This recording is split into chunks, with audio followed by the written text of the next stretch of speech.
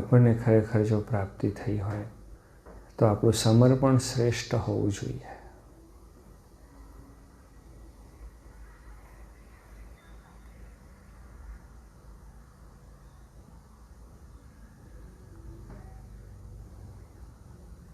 આપણા હાલવા, બોલવા, ચાલવા, ક્રિયા એ બધાની અંદર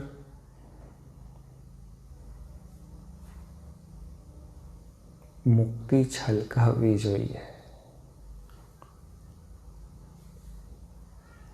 સર્વે બંધનોથી મુક્ત બ્રહ્મ લટકા કરે બ્રહ્મ સંગે એ અવસ્થા હોવી જોઈએ.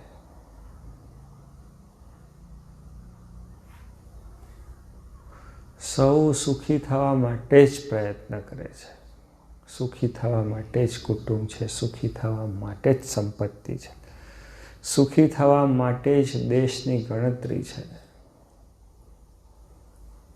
સુખી થવા માટે જ દેશ વિદેશની યાત્રાઓ, સંપત્તિ એ બધું સ્વને કેન્દ્રમાં રાખીને જ છે. કોઈ એમ કહેતું હોય કે ના એવું નથી,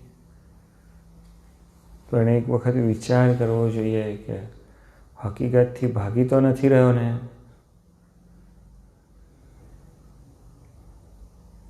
બધું સ્વના કેન્દ્રમાં છે.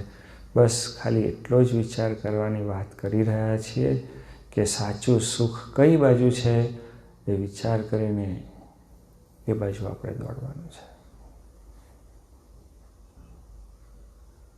ઉલ્લુ બનાવવાની વાતો આપણે મૂકવી જોઈએ.